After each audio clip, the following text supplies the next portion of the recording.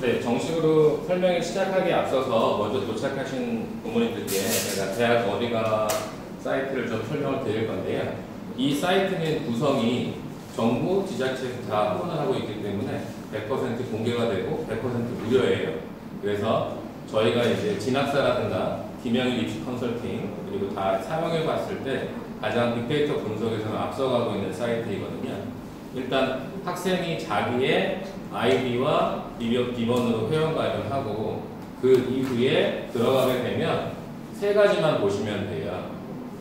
부모님이 보실 때는 대학 학과 전형 보시면은 이제 대학 정보하고 학과 정보가 있는데 일단 대학 정보로 들어가 보시게 되면 기본적으로 가까운 홍익을 한번 검색해 볼게요. 밑에 이제 홍익대학교 본교하고 제2캠퍼스까지 뜨거든요. 이거는 지금 이제 로그인된 화면이기 때문에 로그인을 안 했을 경우에는 볼 수 있는 부분에 좀 한계가 있어요. 그래서 홍익대학교 본교 캠퍼스로 들어가셔서 여기서 이제 시작을 하는 건데 수시 쪽을 원하시는 분들은 수시 모집 요강을 들어가시면 되는데 보시다시피 정시 모집 요강은 안 떠 있잖아요. 그 이유는 그 학교의 입학 홈페이지에 들어가면 다 볼 수 있게 해놨기 때문이에요. 그런 경우에는 학교의 입시 홈페이지를 클릭하시면 어디가 사이트는 남아있고 입시 홈페이지로 바로 연결이 되게 돼 있어요. 그러니까는 어디가 사이트에 없는 게 아니라 그 어디가 사이트에서 정시 모집 요강은 각 대학의 입시 홈페이지에 100% 정보가 공개가 되어 있어요. 수시 모집 요강은 보시면 되고 정시 모집 요강은 각 대학의 입학 홈페이지 이렇게 이제 연계가 되는 거죠. 이제 여기서 보실 게 뭐냐면 설치 학과를 보셔야 되잖아요. 그러면 홍대 본 캠퍼스 같은 경우에 이렇게 쭉 깔려 있는 계열이 있는데 우리 아이가 인문사회 계열이다. 그러면 인문사회 계열로 깔끔하게 나오고요. 여기서 들어가서 중요한 게 뭐냐면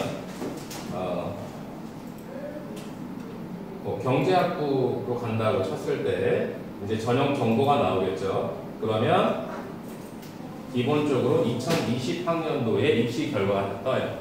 그렇게 되면 이제 비교 분석을 할 수가 있는데 그것도 중요하지만 점수 산출 보이시죠? 이게 이제 수능을 봤을 때 가채점을 하면 눌러서 들어가면 산출할 수 있는 거고 이제 학생부 같은 경우에 이렇게 컷 점수가 나오거든요. 그러니까 아이들이 추상적으로 인터넷에 검색해서 아는 게 아니라 실제적으로 다 올라와 있는 데이터예요. 이걸 보시는 게 가장 정확해요. 두 번째는 제가 보여드릴 게 대학 학과 전형에서 학과 정보거든요. 학과 정보는 인문사회, 자연, 예체능 다 있고요. 이번에는 자연과학 계열로 들어가 볼게요. 화학과 그리고 생명과학과로 한번 들어가 보면 여기에 있는 분류가 기본적으로 10개 정도에서 많게는 40개까지 떠요. 학과마다 많거든요. 그러면 아이들은 선생님 저는 생명과학 할 거예요 라고 추상적으로 말하는데 실제로 들어가 보면 생명과학에도 10개, 20개의 분야가 나뉘어 있다는 거거든요. 제가 왜 오늘 오신 분들 이거부터 시작을 하냐면 5월 23일 날 이미 한번 정식 설명을 했었어요. 그래서 그 내용도 다 들어가 있고 그런데 이 사이트를 이용하는 것만으로도 엄청나게 많은 걸 알아낼 수가 있거든요. 그래서 한번 제가 생명과학부하고 생명과학 전공 그리고 생명시스템까지 해서 밑에 여기 보시면 학과 상세라고 해서 지역을 서울, 경기 정도로 축약시켜 볼게요. 그러면 서울하고 경기만 축약시켜서 돌렸을 경우에 생명과학에 2개가 뜨는데 이번에 이제 본캠 서울로 위주로 가기 때문에 서강하고 이화가 뜨죠. 그럼 아이들은 내가 갈 학교가 없어 포기하잖아요. 그렇지 않아요. 전체를 다 돌리고 전국을 했을 때 엄청나게 다른 변화가 일어날 거예요. 엄청나게 많아지죠. 그러면 이제 여기서부터가 시작인 거예요. 모든 학과의 선택과 대학의 선택이 여기서부터 시작이에요. 이번에는 인문으로 한번 돌려드릴게요. 인문에서 사회과학 그리고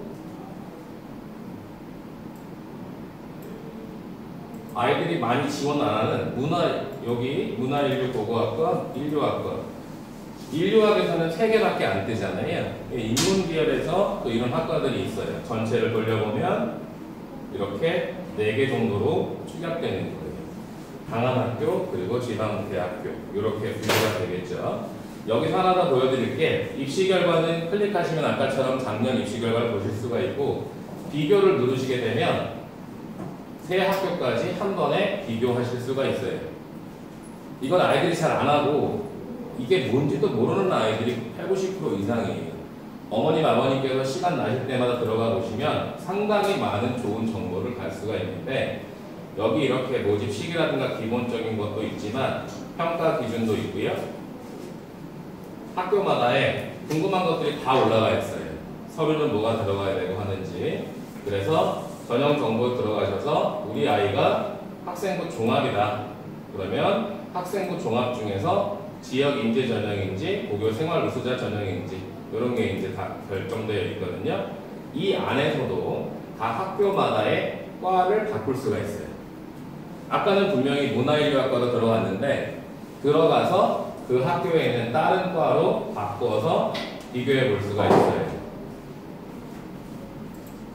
이런 식으로 바꾸게 되면 기한과 면접과 밑에 있는 지원 자격 그리고 비율 전형 비율이 가장 중요한데 이 두 가지 학생부 100%는 그냥 서류로만 진행되는 거고요. 서류를 본 다음에 2단계에서 7대3으로 면접과 성적이 들어가는 경우가 있어요. 아이들은 전혀 이거를 감을 못 잡아요. 그런데 면접이 들어가는 경우는 면접도 준비해야 돼요. 서류만 보는 경우에는 따로 면접이 없는 거죠. 이런 게 이제 여기 다 올라가 있어요. 그래서 학교를 3개까지 비교 분석할 수 있으니까 수시를 같이 준비하시는 분 혹시 수시하고 정시를 같이 비교하시는 분들은 반드시 어디가 사이트에 들어가셔서 우리 아이가 쓰고자 하는 학교들에 대한 비교 분석을 하실 필요가 있어요. 제가 올해로 이제 20년 차인데 학교에서 5년, 학원에서 15년인데 아이들을 불러서 상담을 하다 보면 가장 많이 받는 질문이 뭐냐면 선생님 저는 교과, 비교과까지는 알겠는데 왜 수시, 정시가 나뉘어 있는지를 모르겠어요 라고 말하는 고3들이 30%예요. 나머지 70% 중에 선생님 저는 내신 성적이 안 돼서 수능에 올인할 거예요. 그런데 이유가 뭐니 물어보면 학교 성적이 안 좋아서요. 그러면 네 학교 성적으로 학교들에 대한 정보를 돌려봤니? 그러면 결국 걔네들이 한 건 네이버 검색에다가 제 등급이 5등급인데 인서울대학 갈 수 있나요? 라는 거예요. 그러면 안 된다는 거죠. 그래서 정부에서 대학 어디가 사이트와 대입119 그리고 진학 사이트들을 개설해 놓은 거고요. 100% 무료니까 여기서는 또 한 가지가 있는데 여기 보시면 위에 메인 메뉴에서 상담을 받을 수가 있어요.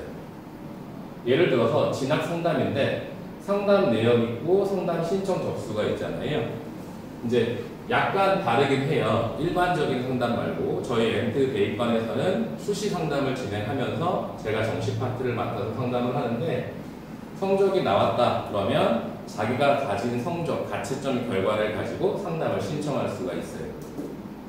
진학사나 김영일 입시 컨설팅 같은 경우에 보통 10만원에서 많게는 100만원까지 들어가는 걸로 알고 있는데 이제는 그런 시기가 아니라는 걸 말씀드리고 싶어요. 제가 수시, 정시에 대한 데이터를 지난 10년 동안 봐왔는데 4, 5년 전까지만 해도 내가 1대1 입시 컨설팅을 받아야 되는 시기였다면 지금은 내 아이의 성적과 내 아이가 가고자 하는 대학을 알면 충분히 다 해결하실 수가 있어요. 이 안에서 어머님들이 또 아버님들 보시면 좋은 게 뭐냐면 설명회가 쭉 마련이 돼 있거든요. 주로 요즘엔 다 온라인인 거 아시죠? 온라인 설명회에 일정이 쫙 떠 있어요. 그러면 지금 맨 위에 게 대입 수시에 대한 거고 아직 날짜는 안 나왔는데 예상 기간이 이렇게 뜨는 거죠. 근데 얘는 지금 이제 이번 주말이기 때문에 코로나 때문에 불가능해 졌잖아요. 근데 여기에 계속 업데이트가 돼요. 그래서 9월 16일 날 아이들이 9월 모평을 보게 되는데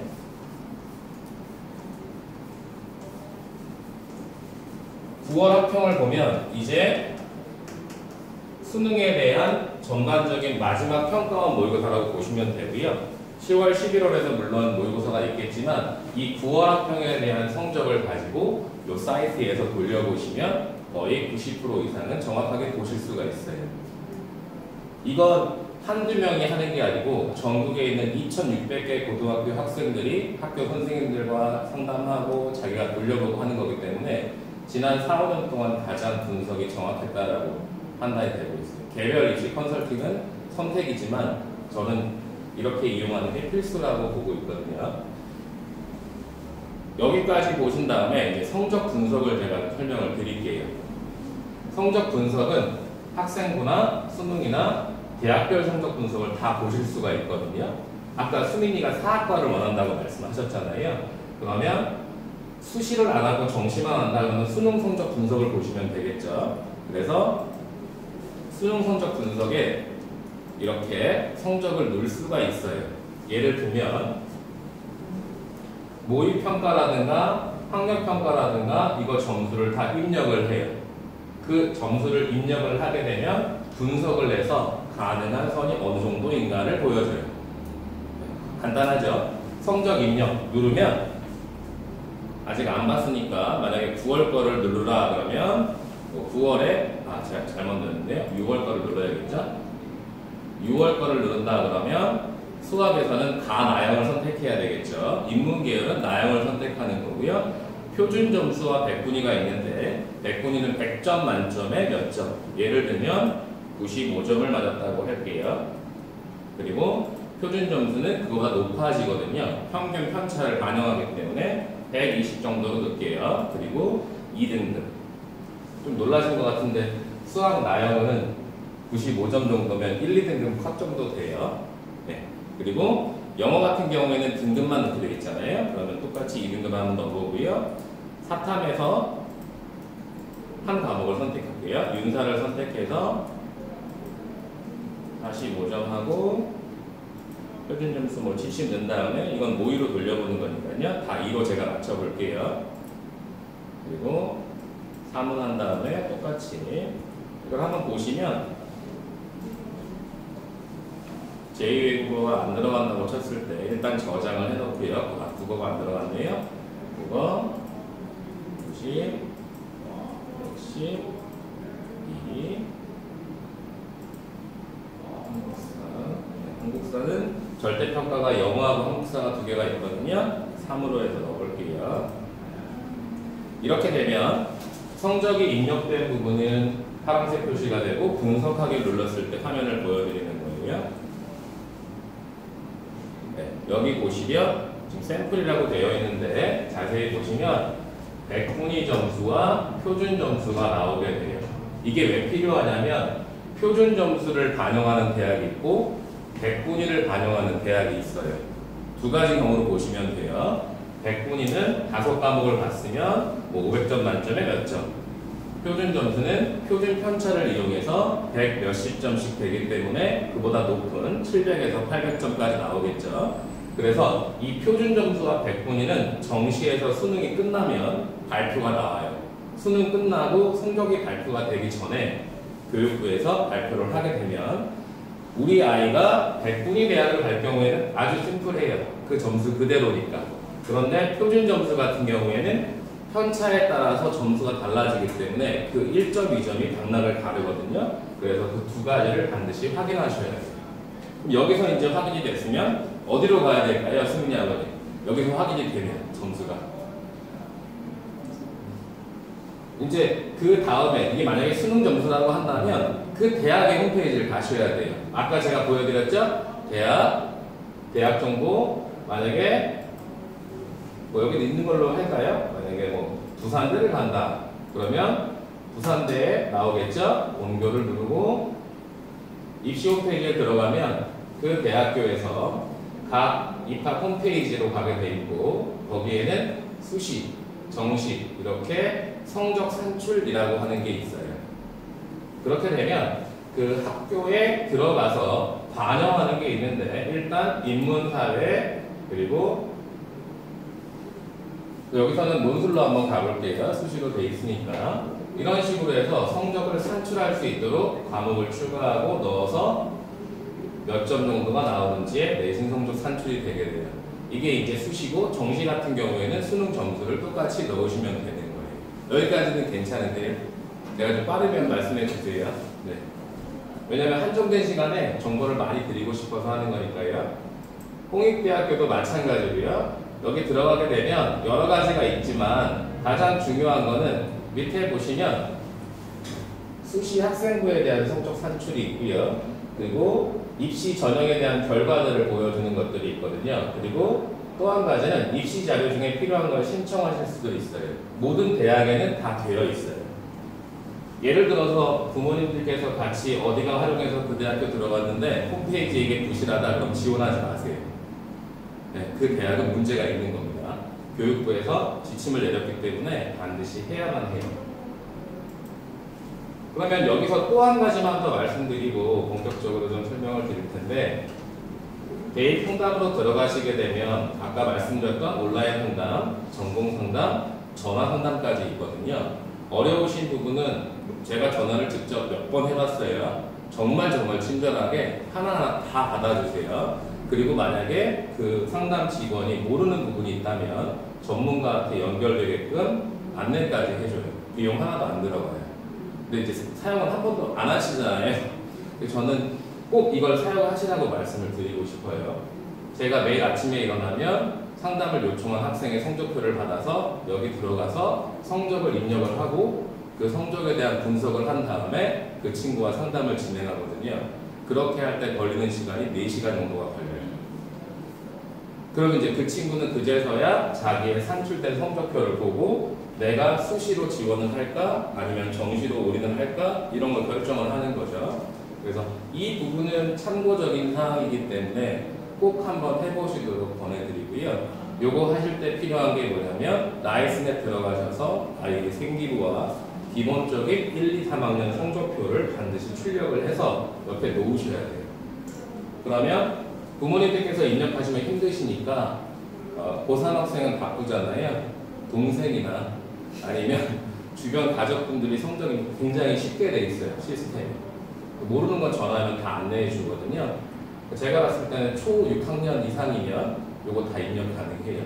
네, 과자 사주시면서 꼭 입력해 보도록 해주시고요. 이제 좀 본격적으로 좀 말씀을 좀 드릴게요. 그 사이트가 지금 어떻게 그 대학 어디가라는 사이트인데요. 그냥 인터넷에다가 아무 검색 사이트나 들어가셔서 한글로 어디가 치시면 돼요. 데이포털 어디가 사이트는 가장 위에 뜨게 돼 있어요. 네, 정부에서 지원한 사이트들이기 때문에 걱정하실 필요가 없으시고요. 이제 제가 본격적으로 좀 말씀을 드릴 때 오늘은 좀 많이 질문도 받아들이고 하고 싶은데 시간을 좀 절약하기 위해서 좀 빠르게 진행을 해볼게요. 지난번에 5월 23일 설명회 때는 큰 그림을 좀 말씀드렸고요. 지금은 이제 3개월이 지났잖아요. 그래서 저희가 23일날 1차 정시 설명회가 있었고 오늘 벌써 8월 22일 2차 정시 설명회가 있어요. 그러면 이제 9월 모평이 끝나게 되면 9월 말에 성적표가 나오잖아요. 그러면 이제 본격적으로 아이들이 수시 접수를 하고 나서 이제 어떻게 할 것인가 고민을 할 시기가 되겠죠. 근데 사실 10월, 11월 그리고 수능이 12월 3일까지로 연기됐기 때문에 이 시기를 무시할 수가 없거든요. 그래서 오늘은 정시 설명회인 만큼 그러면 어떻게 이때까지 잘 아이들을 만들어갈 수 있을까 하는 거거든요. 아까도 말씀드렸지만 우리 수민이는 막 한 학과에 너무 꽂혀 있잖아요. 그걸 일단 떼주셔야 돼요. 수민이한테 보여주세요. 어디가 사이트에 들어가서 사학과 관련된 학과들이 얼마나 많은지. 우리 선우도 되게 고집이 세잖아요. 막 보여주세요. 지원이는 어떤가요? 지원이 그렇게까지는 아닌데 아직 정해지지가 않아요. 제가 이렇게 말씀드린 이유는 저는 이미 아이들을 만나서 다 얘기를 해봤기 때문에 제가 벌써 LP에서만 고3을 오랫동안 지도했기 때문에 지나가면서 얘기하거든요. 너 무슨 학과 쓸 거야? 왜 수시는 안 써? 왜 정시만 쓸 거야? 이렇게 막 하거든요. 창은 어떤가요? 여전히 막 고집을 부리고 있나요? 네, 그냥 아예 정시만 받았는데 정시도 잘안 누구 어머님이신가요? 세영이 나왔어요. 세영이요? 수연, 김수연. 수연이 홍인여고요? 네. 제가 이렇게 말씀을 드리는 이유는 잠깐 끄도록 하겠습니다. 네. 제가 말씀을 드리는 이유는 제가 학생들하고 지나가다가 한마디를 해보면 이 친구가 지금 무슨 생각을 하고 있는지가 보인다는 거죠. 얘들아 이제 8월 중순 돼가고 있으니까 9월 학년 준비 잘 돼가고 있니? 그러면 성적이 안 나온대요. 아직 9월 학년 안 봤잖아요. 그럼 어떻게 계획을 하고 있니? 그러면 그냥 하고 있어요. 굉장히 추상적이죠. 그거를 구체적으로 잡아주셔야 돼요. 학원이나 학교에서 선생님들이 끊임없이 성적을 어떻게 올릴 것인지에 대한 얘기를 하거든요. 지금 코로나 때문에 올해 2021 대입 정시는 완전히 판이 바뀌었어요. 제가 감히 말씀드릴 수 있는 이유는 설명회 뿐만 아니라 지난 수년 동안 자료를 봐왔기 때문에 올해 대학의 판도 247개 대학 전체가 다 흔들리고 있어요. 일단 가장 큰 부분은 수능이 연기되면서 시기가 밀렸는데 가나다군 아시잖아요? 경시의 호 가나다군. 어떤 학교들은 가군에서만 뽑고 어떤 학교들은 나군에서만 뽑고 어떤 학교들은 다군에서만 뽑는데 이렇게 교차해서 분할 모집하는 학교도 있잖아요. 이 말은 무슨 말이냐면 수시에서 2월 되는 인원들이 엄청 많이 생길 거라는 얘기거든요. 올해는 수시에서 다 뽑지 못하는 인원들을 정시로 다 넘기게 되어 있어요. 먼저 기억하실 건 수시에서 충원이 되는 비율, 수시 2월 인원이라고 하거든요. 이 인원들은 반드시 정시에서 채워 넣어야 돼요. 그러니까 우리 아이가 수시는 지원을 안 했어요. 그런데 원래 정시에서 30명을 뽑기로 되어 있는데 수시에서 20명이 미달된 거예요. 그러면 정시 모집 인원이 50명으로 늘어나겠죠. 이 부분이 굉장히 중요해요. 그래서 대학교 입시 홈페이지에 몇 명을 뽑는 건데 수시 30명, 정시 30명이면 반드시 수시가 끝난 이후에 그 수시 2월 인원을 발표를 하게 돼 있어요. 그게 12월 3일에서 20일 사이에 성적이 나오게 되면 발표를 하거든요. 그 인원을 반드시 확인하셔야 돼요. 그러면 우리 아이가 지원하는 학과의 경쟁률이 확 떨어질 수가 있는 거예요. 그러면 지원 전략이 달라지겠죠. 두 번째는 수능까지 아이들이 점수를 받았는데 9월 학평에서 수능까지 갔을 때 성적이 오를까요? 떨어질까요? 수연이 어머니. 애들에 따라서 오르고 내릴 수 있겠죠. 자기 관리를 잘하는 애는 네. 오를 것이고 네. 관리가 안 되면은 9월 복권보다 못 나올 수 있을 거예요. 네, 제가 그걸 말씀드리고 싶은데 지금 코로나 때문에 온라인 계약, 격주 등교 너무너무 엉망진창이잖아요. 그래서 학교 선생님들과 만나봐도 제 후배들은 다 그런 얘기를 해요. 지금 학교가 너무 개판이다. 온라인 등교하면 공부도 안 하고 그냥 출석 체크만 하고 자고 있고. 근데 여러분 어머님들 보시기에 고3들이 더 공부를 많이 할까요? 고1, 2보다요? 당연히 많이 할 것 같잖아요. 그런데 많이 하지 않아요. 그게 가장 큰 문제인 것 같아요. 그래서 9월 학평에서 만약에 2등급씩을 찍었다면 수능에서는 떨어질 수 있는 확률도 큰 거예요. 그걸 잡아주는 시기가 2달 정도가 남아있는 건데 다행인 건 예전에는 9월 모의고사 보고 11월 16일이 수능이라면 지금은 12월 3일이기 때문에 템포를 조절해가면서 만들 수 있는 시기가 있거든요. 9월 학평의 성적을 수능에 유지할 수 있으면 가장 좋고요. 정말 역반전으로서 2등급 찍었던 친구가 한 과목이라도 1등급을 찍는다면 지원할 수 있는 대학선이 확 바뀌겠죠. 그래서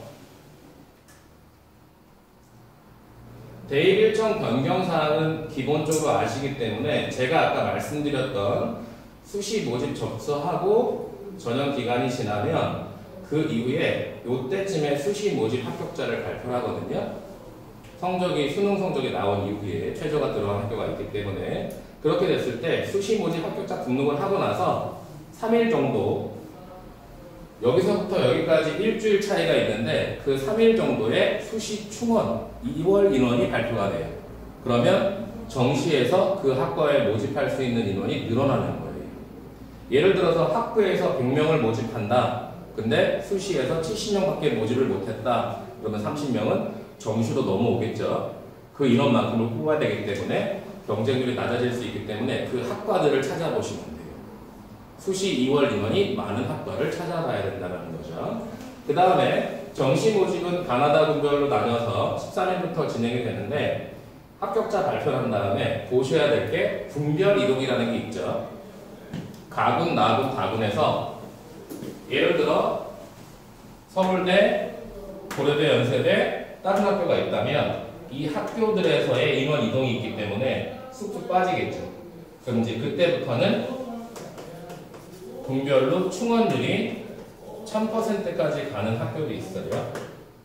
인원이 적기 때문에 확 늘어나는 학교들이 있다는 거죠. 그게 하나의 변수고요. 수시 2월 인원과 분별 이동 인원들, 그리고 정시 모집 합격자 등록이 끝나고 나면 추가 모집이 제가 지난번에 말씀드렸다시피 165개 대학에서 9,000명 이상을 뽑아요. 10,000명 가까이. 여기까지는 다 아시는데 아이들이 추가 모집 대학이 있다라고 하면 뭔지도 몰라요. 지원 횟수에 제한이 없어요. 165개 대학이니까 전체 대학의 절반 이상이죠. 그리고 10,000명 정도를 뽑아요. 그 안에도 학과들이 굉장히 많아요. 지원 횟수 제한도 없어요. 보셔야 될 거죠. 이제 제가 오늘 말씀드리는 건 이건데, 수능이 끝난 시기에 뭐가 필요할까를 본다면 먼저 가채점을 해서 자신의 위치를 대학 어디나 사이트 같은 데 입력을 해서 보는 거고요. 이제 대학별로 고사가 있을 수 있는데 뭐 논술이 있을 수 있고 여러 가지가 많잖아요. 거기에 응시할지 여부를 결정을 해야 돼요. 혹시 아이가 논술 준비하는 분 또 있으실까요? 논술도 하나 정도는 준비하고 있을까요, 수민이가? 논술에 많이 쓰였다고 지금. 제가 어머님들이 그런 질문을 하셨어요. 선생님 그냥 육논술로 해서 한번 다 써보면 안 돼요? 그래서 제가 논술은 인서울대학교는 한석봉이 아닌 이상 정말 힘들다. 그런데 만약에 정말 논술을 써보고 싶으면 2개 정도만 써봐라. 그리고 준비는 당연히 해야 돼요. 최소 한 3개월 정도가 걸려요. 그럼 8월이니까 8, 9, 10, 10일 준비하면 되겠죠. 논술이 나쁜 게 아니라 경쟁률이 너무 치열하고 대학교에서 서류가 수천 개의 논술이 올라오면 그 심사위원들이, 제가 직접 심사하시는 교수님 만나서 여쭤봤는데 첫 문장을 보고 거르는 경우가 허다하다고 하세요. 그만큼 우리 아이들의 글쓰기 능력이 쉽지 않다는 거죠. 논술학원 가서 배운 친구들을 보면 처음에 잘 쓰고 뒤에는 흐지부지 되는 경우도 많아요. 1차, 2차, 3차로 나눠서 막 보시거든요. 저희가 이제 영어 에세이나 국어 선생님 첨삭하시는 걸 보면 정말 기가 막힌 글들이 많다는 거죠. 제가 말씀드린 건데 우리 애가 글 좀 쓰는 것 같다. 논술 하나에서 2개. 그런데 육논술은 절대적으로 불리합니다. 확률도 희박하고요. 두 번째는 이제 수능 성적 발표하기 전까지 12월 3일날 수능을 보고 23일 정도에 수능 성적이 나올 텐데 그 전에 대학별로 모집 요강을 보시는 거거든요. 제가 드린 자료에는 학교별로 특이사항이라든가 또 한 자료를 보시면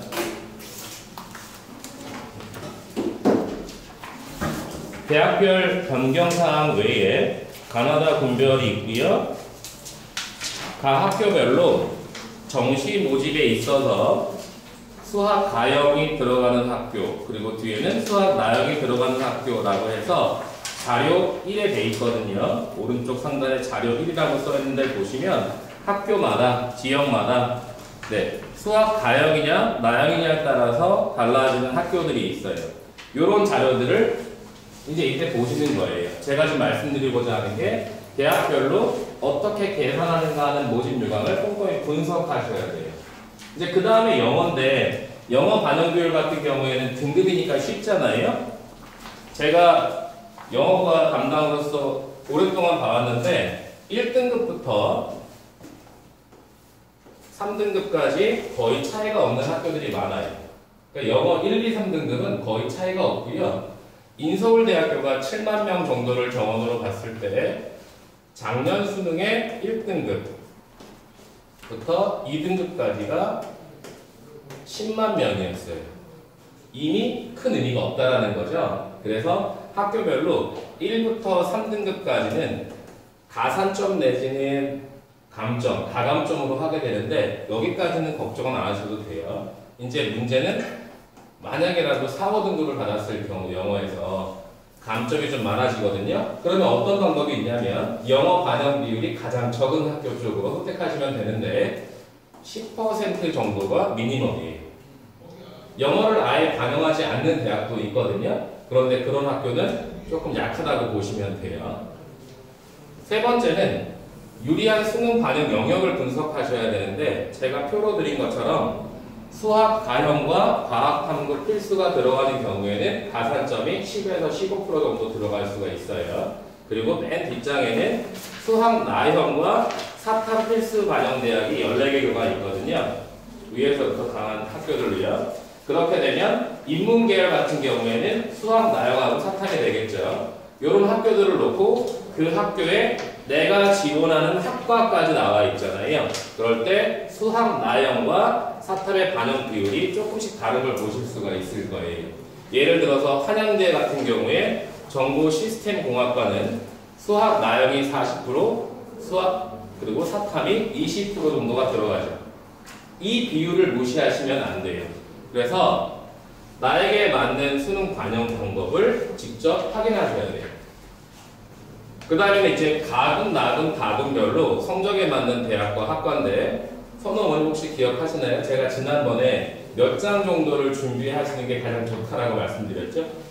가나다금 몇 장씩 기억이 안 나시죠? 그래서 이제 필요한 건데 각 군별로 일단 3장씩을 준비하셔야 돼요. 예를 들면 가군에서 상위권, 중위권, 하위권, 나군에서 상중하, 다군에서 상중하. 그럼 총 9장이잖아요. 그러니까 우리 수민이 같은 경우에는 사학과뿐만 아니라 다른 군에 있는 사학과 또는 다른 군에 있는 다른 학과를 같이 준비를 해야겠죠. 이걸 가지고 가다가 이제 수능을 딱 보고 나서 성적이 나왔죠. 성적을 가채점을 한 다음에 아직 성적표 나오기 이전이거든요. 여기서 이제 쳐낼 걸 쳐내야 되겠죠. 수능 반영 방법을 했기 때문에 이건 안 될 것 같은 학교를 쳐내게 되면 마지막에는 한 번씩의 기회가 남는 거죠. 어떤 친구가 이렇게 말하더라고요. 선생님, 저는 이 대학에 꼭 가고 싶은데 이 대학에서 같은 학교에 다른 학과를 쓰면 안 되냐. 그런 불리한 점이 뭐죠? 같은 학교에 다른 학과를 썼을 경우 한양대학교에 예를 들어 건국대학교에 가군을 썼는데 다른 학과에 건국대학교를 썼어요. 근데 다군에도 있어요. 이런 식으로 해버리면 다 건국대학교잖아요. 이렇게 쓰는 게 좋을까요? 아니면 학교를 바꾸는 게 좋을까요? 학교를 바꾸는 게 좋은 이유가 뭔지는 아까 말씀을 이미 드렸거든요. 군별로 이동이 있기 때문이에요. 군별로 아이들이 빠져나간다는 거죠. 서울대 합격한 학생이 연대, 고대 갈 확률은 상당히 적죠. 그리고 연대, 고대 합격한 학생들이 더 낮은 데 갈 리가 없잖아요. 그럼 그게 군별 이동이거든요. 그래서 서강대 같은 경우에는 가군으로 간 거예요. 그랬더니 성균관대학교가 쫓아갔어요. 그럼 어떤 일이 발생하냐면 이제는 서강대, 성균관대와 연대, 고대가 다른 군에 있으면서 경쟁이 치열해지겠죠. 이제 군별 이동이라고 하는 거예요. 이따 한번 또 보여드릴 거고요. 그 다음에는 자신만의 포트폴리오를 써야 되는데 이걸 아이들이 제일 싫어해요. 그래서 이런 거는 어머님, 아버님께서 그냥 스트레스 받으시지 마시고 대학 어디가 사이트에 가면 다 있거든요. 어떻게 작성을 해볼지 각 군별 대학에 대한 포트폴리오 수능 반영 방법은 뭔지 만약에 수시까지 준비하시는 분은 그 대학에 수능 최저가 있는지 없는지 제가 정리 자료 드렸어요. 그 학교에 수능 최저 있는지 없는지부터가 수시 시작이거든요. 아이들 몰라요. 너 어디 지원할 거야? A 대학교요. 수능 최저 있어 없어? 모르겠는데요? 그런 정도라고 보시면 돼요. 그렇게 준비해 주셔야 돼요. 이제는 이제 정시 원서 접수하기 이전인데 이때는 정말 눈치가 아주 심하게 발생하는 시기거든요. 실제 성적에 따라서 학교에서 원하는 학과의 그룹을 업데이트를 하기 시작해요. 예를 들면 실시간으로 접수율 또 경쟁률을 공개를 하게 돼 있어요. 그러면 이제 그때는 온 가족이 동원되셔야겠죠. 계속해서 데이터를 보신 다음에 성적이 유리한지 불리한지 그 학교의 학과의 경쟁률 또는 다른 이슈들이 있는지 없는지 예를 들면 올해는 코로나 때문에 뭐 의대 정원을 늘린다 막 이런 얘기가 나오잖아요. 아직 현실성은 없어요. 아직 된 게 아니기 때문에 최종 지원할 수 있는 걸 선택하는 거고 그리고 나면 이제 12월 중순 이후에 지원을 하게 되죠. 제가 지금 보여드리는 건 실제 교육청에서 발표한 지역별로 유형을 좀 나눠봤는데 경기 인천 지역보다 서울 지역이 정시 수능 위주가 훨씬 더 높아지고 있어요. 전국적으로 보게 되면 21% 정도인데 서울권과 경기권은 상당히 높죠. 그러니까 수능 위주로 2021년에 관련한 학생들이 많다라는 것이고요. 그 다음에 보여드리는 게 비율의 증감인데 수시 인원보다 당연히 정시 인원이 적죠. 하지만 그 비율이 늘어나고 있다는 거고요. 세 번째 보시는 게 이제 전년도 2020년도와 올해의 비교거든요. 그러면 약 975명이 증가했는데 아무것도 아닌 것 같지만 상당히 큰 변화고요. 이 변화는 계속 될 거라고 하고 좋은 소식은 지원자가 작년에 4만 7천 명 정도가 감소했거든요. 근데 올해는 또 5만 명 정도가 감소한대요.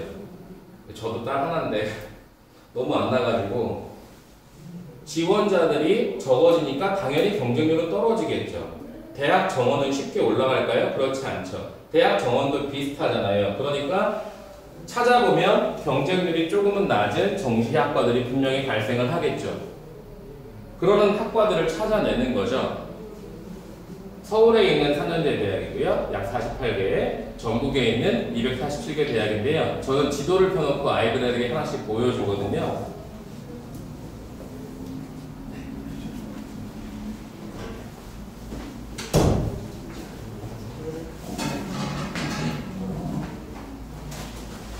앞에 부분은 영상으로 녹화하고 있으니까 보시면 될 것 같습니다. 그래서 아이들이 어디를 갈지를 선택할 때 먼저 현실적으로 집에서 멀리까지 갈 거냐 가까운 데 갈 거냐 한번 말씀 나누시고 직접적으로 이런 학교들이 이런 지역에 있더라라는 기본적인 정보들을 파악하신 다음에 대화를 좀 하셔야 됩니다. 만약에 우리 애가 인서울에 갈 정도로 충분하다 그러면 여러 학교들을 다 돌아봐야 되겠죠. 그 부분은 부모님들께서 반드시 해주셔야 되고 만약에라도 지방에 있는 공립대나 공립대 그리고 장학금도 잘 나오고 취업률도 높은 대학교를 간다 그러면 찾아보시면 16개 시도에 상당히 많습니다.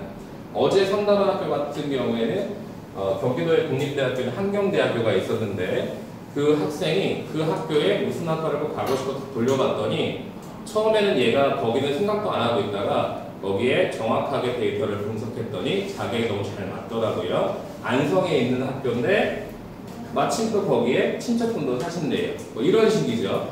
반드시 여러분들께서 아이와 같이 인서울의 대학교들 그리고 우리나라에 있는 대학교들 좀 많이들 사고방식이 바뀌셔서 미국 같은 경우에 제 딸은 동부에 집이 있는데 서부로 학교를 가거든요.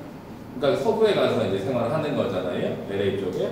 그러면 우리나라로 치면은 집은 서울인데 학교는 부산으로 간 거죠. 뭐 이런 식이에요. 근데 우리나라도 지방 국공대가 학비도 싸고 되게 시설도 좋고 장학금 제도도 잘 돼 있거든요. 취업률도 그렇고. 그러니까 정말 우리 애는 인서울 아니면 안 돼요. 그러면 연구를 많이 하셔야 되고 만약에 좀 떨어진 데도 괜찮다라고 하면 각 학교마다 들어가셔서 그 정보를 좀 더 취합하셔야 돼요. 대입 전형은 제가 말씀드렸지만 아까도 논술에 대해서는 되게 낮다라고 말씀을 드렸잖아요. 그런데 논술 2개, 3개 정도는 준비해 볼 만하다고 말씀을 드렸거든요. 경쟁률이 높은 대신에 선발 비율이 낮아지고 있는 대신에 여기에 맞는 학생들이 분명히 있어요. 대신에 철저하고 꼼꼼하게 준비를 하셔야 되고요. 학생부 교과로 완전히 간다 그러면 내신 등급만 보시면 돼요. 100%인 경우엔 다른 건 필요가 없어요. 학생부 종합으로 갔을 경우에 아예 비교과가 있고 교과 비교과가 있는데 예측 가능성은 상당히 낮아요. 대신에 다양한 학과들을 지원할 수 있다라고 하는 장점이 있습니다. 제가 아까 말씀드렸던 가군, 나군, 다군인데 올해 확정된 게 이렇게 돼 있고 다군이 제일 적죠. 다군이 제일 적은 이유는 좋은 학교들이 앞에 몰려있기 때문이에요. 그런데 다행인 건 어떤 학교들은 가나 다군을 다 분할 모집한다고 말씀을 드렸잖아요. 근데 절대 피해야 될 거 뭐라고요? 한 학교에 가군, 나군, 다군 학교를 지원하는 거예요. 정말 잘못된 선택이라고 보여져요. 저한테 온 학생 중에 부모님이 그 대학교를 졸업하셨는데 저는 반드시 그 대학교를 가겠다. 그런 학생은 가나 다군의 분할 모집에 넣어서 동문 선후배 가족이 되면 좋겠죠. 근데 제가 봤을 때는 바람직하지 않아요. 정시 비율은 많이들 들어보셨을 텐데 크게 바뀌지 않았고요. 인서울 쪽이라든지 그쪽은 30%를 넘어서고 있습니다. 전국 단위로는 아직도 20%대예요. 제가 지난번에 한번 말씀을 드렸는데 또 궁금하시다는 분이 계셔서 수능을 봤는데 학생부도 좋은 형태가 A예요. 수능을 아주 잘 봤고 학생부도 좋은 형태. 걱정하실 게 하나도 없는. 이제 B하고 C가 경쟁을 하는 건데 B 유형은 수능은 잘 봤는데 학생부는 좋은데 수능을 못 본 경우, C 유형은 수능은 잘 봤는데 학생부 나쁜 경우예요. 이 B하고 C 유형이 다 정시에서 경쟁 상대라고 보시면 되는데 A 유형을 빼고 B와 C 유형은 경쟁률에 아주 절대적인 영향을 받아요. 혹시 승원이 아버님 경쟁률이 가장 높은 대학이 몇 정도 되는지 들어보신 적 있으십니까? 제가 역대급으로 들어봤던 게 200대 300대 1도 들어봤거든요. 정말 높은 학교. 근데 요즘에는 아무리 높아도 7, 80대 1이에요. 그러면 그게 무슨 말이냐면 경쟁률만 잘 살펴봐도 그 경쟁률을 보고 선택을 해도 굉장히 유리한 점이 있다는 거죠. 수민이 아버님께서는 이제 오늘부터 수민이한테 사학과뿐만 아니라 다른 학교들을 조금 잘 봐가지고 결정을 해줘야 된다라고 설득을 좀 해주시면 좋은데 애들이 부모 말을 안 듣잖아요. 저도 제 딸을 정말 감언 이설로 속였는데도 굳이 자기가 원하는 학교를 가더라고요. 근데는 이게 쉽지가 않은 거거든요. 그러니까 데이터를 보여주셔야 돼요. 엄마 아빠가 찾아봤는데 이 데이터를 보니까 경쟁률이 일단 얘는 50대 1인데 얘는 10대 1이더라. 그러면 확률이 늘어나는 거니까요. 그래서 이 B 유형의 학생들은 수능은 조금 낮지만 학생부가 좋기 때문에 합격할 수 있는 확률이 높아지는 경우가 있고 반대로 이제 1단계가 아닌 2단계로 넘어가게 되면 수능은 높은데 학생부가 낮아도 되는 경우가 있어요. 비교를 해드릴게요. 서류심사라든지 그런 게 있는 학교들은 절대적으로 유불리가 크게 나뉘게 되는데 C 유형은 수능만 잘 보면 되는 거예요. 수능만. 얘네들은 둘 다 학생부가 나빠요. 근데 다행인 거는 수능 100% 학교들은 학생부를 전혀 보지 않아요. 수능 점수만 보는 거기 때문에. 그러면 B 유형보다 얘네들이 좋은데 B 유형 학생들은 아까 뭐였는지 기억나세요? 수능이 안 좋은 애들이잖아요. 아예 탈락한단 말이죠. 그럴 때는 C 유형, 수능만 잘 본 게 유리하게 되는 거예요. 아이들이 여기에 목숨 거는 아이들이 많죠. 선생님 저는 지금부터 수능 올인하겠습니다. 뭔지 모르고 하는 소리예요. 그래서 일단은 우리 아이의 특성을 가장 잘 아실 테니까 같이 대화를 하시면서 아이의 학생부 상황은 나이슨에 들어가셔서 뽑으신 다음에 그거에 대해서 한번 판단해보고 지원학과를 여러 개를 놓고 그리고 경쟁률을 봐야 된다. 우리 승원이 같은 경우에는 지금 상담이 한 차례 또 진행이 됐고 학교들이 좀 한번 정리가 됐거든요. 근데 또 변수가 생길 수 있어요. 제가 수업 때마다 계속 얘기를 하는데 고집이 워낙 세가지고 아까 말씀드렸던 점수식인데 원점수, 표준점수 100분위 중에 수능에서는 정시에서는 이렇게 두 가지를 놓고 표준점수냐 100분위냐를 가지고 학교에서 환산점수를 따지거든요. 요걸로 끝이 아니라 그 대학별로 수학 가형이랑 과탐을 선택했을 경우 수학 나형이랑 사탐을 선택했을 경우에 유불리가 나뉘어서 결국에 이 환산 점수로 승부를 보게 되는 겁니다. 어떤 반영 지표를 하든지 간에 대학별 환산 점수라는 게 가장 중요해요. 그래서 수능 성적표에 나와 있는 이것만 가지고 판단하는 게 아니라 표준 점수 100분위 또는 영어나 한국사처럼 등급으로 어떤 학교는 한국사 4등급 아니면 못 가는 학교도 있어요. 그러니까 수능 때까지 한국사 공부해야 되는 거죠. 정시 지원하기 전에 주변 성적대를 좀 보셔야 되는데 여기 보시면 기본적으로 표준 점수는 상명대, 서울과기대, 교대, 항공대, 홍익대가 있고요. 100분위는 가천대부터 한성대까지 있거든요. 그리고 표준 점수와 변표 점수라고 해서 아까 말씀드렸던 그 과목별로 그런 변표 점수를 같이 응용하는 학교들이 나와 있습니다. 대학교, 그 다음에 반영 비율, 가산점 요 세 가지 보시면 돼요. 대학별 환산 점수, 그 다음에 반영 비율 40대 20, 15대 30 그리고 또 한 가지 변수는 그 대학에서 두 과목을 선택해서 점수를 매기냐 세 과목을 선택해서 점수를 매기냐인데 상위권으로 갈수록 뭐 두 과목 등급 몇 이내 이런 식으로 가는 거 아시죠? 그런 식으로 좀 하위권으로 갈수록 다수의 과목 중에서 좋은 성적으로 이렇게 뽑아서 하는 게 있어요. 그 부분도 같이 한번 보시면 좋습니다. 자, 분별은 이전에 한번 보셨은 부분이기도 한데 제가 이걸 보여드리는 이유는 가군에 있는 학교들과 나군에 있는 학교들, 다군에 있는 학교들이 겹치는 학교들이 있다고 아까 말씀을 드렸죠. 그래서 강한 학교들에 합격을 했을 경우 인원들이 다 빠져나가기 때문에 이 인원들을 충원을 한다라고 말씀을 드렸죠. 그렇게 되면 결국 이제 여기서부터 거꾸로 살펴보시면 돼요. 여기에 있는 학교들이 나쁜 대학교는 별로 안 보이시죠? 다군에 있지만 요런 게 이제 문과의 가나다군의 배치고 이과의 가나다군의 배치가 이 정도 되거든요. 그러면 두 개를 비교해 보시면 가나다군에 이렇게 분할 모집하는 학교들은 뭐가 다를까요? 학과가 다르겠죠. 가군, 나군, 다군에서 모집하는 학과들이 다른 거예요. 한 학과를 세 개에서 모집하는 것이 아니라 한 학과가 하나의 군에 들어간다고 보시면 돼요. 근데 가능한 건 아까 말씀드렸다시피 건국대학교에 A, B, C 학과를 지원한 학생이 반드시 있어요. 끝까지 고집을 부려서 안 된다는 거죠. 이번에는 이제 이렇게 분별로 충원율 다시 한번 보여드리는데 충원율이라고 하는 건 아까 말씀드렸다시피 군별 이동이 생기면서 추가적으로 이동 인원들을 모집한 비율인데 적게는 90%에서 많게는